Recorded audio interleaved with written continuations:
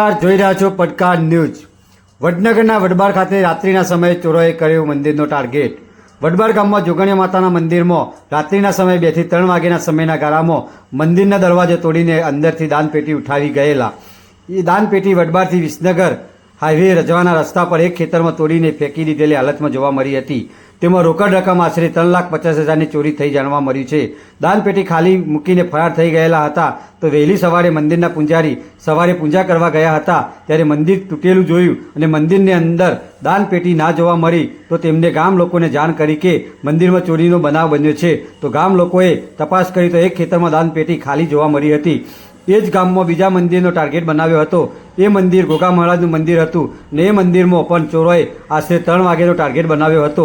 તો મંદિરનો દરવાજાનું લોક તોડીને ચોદીના 23 નાગ અને 5 એમ કુલ 1 લાખની ચોરી થઈ હતી। તો એક જ રાતમાં ચોરોએ 2 મંદિર ટાર્ગેટ બનાવીને ચોરી કરીને ફરાર થઈ ગયા હતા। તો ગામ લોકોએ વડનગર પોલીસ સ્ટેશનમાં ફરિયાદ નોંધાવી છે। તો પોલીસે તપાસનો દોર ચાલુ કર્યો છે। તો વડબાર ગામના લોકો શું કહે છે તે સાંભળો।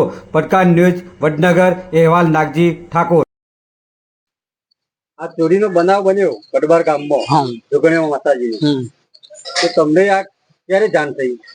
અમને સવારે આરતીના સમયે ખબર પડી કે મંદિરમાંની ચોરી થઈ છે। ચોરી રાત્રે કેટલા વાગે સમય થઈ? અંદાજિત 2 થી 4 ના ગાળામાં ચોરી થયેલ સંભળાય છે। કેટલા રૂપિયાની ચોરી થઈ?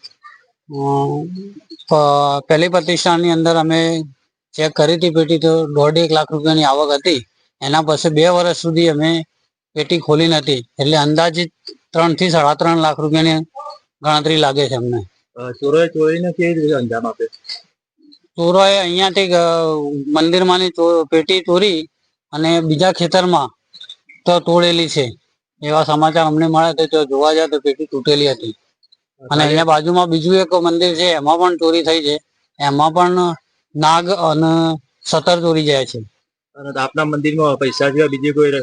અમારા બીજી તો એવી તો કોઈ પેલી નથી ચોરી થઈ, બાકી પૈસાની પેટી જ ઉઠાઈ જાય છે અહીંયાથી।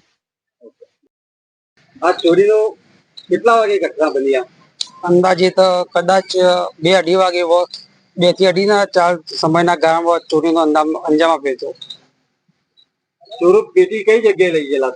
પેટી ગામના દૂર નજીક જ્યાં ધક્કો કહેવાય છે ત્યાં બાજુમાં વદાજીનું ખેતર છે, ત્યાં ખેતરમાં પેટીની ચોરી કરીને ત્યાં મૂકવામાં આવી હતી। પેટી કઈ હાલતમાં હતી?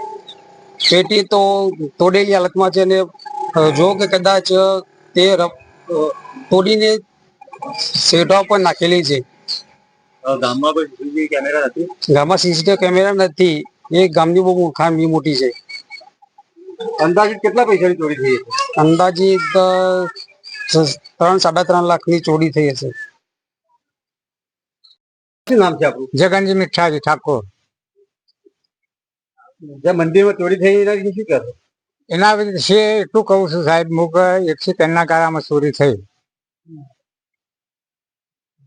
તમને ક્યારે જાણ થઈ ચોરી?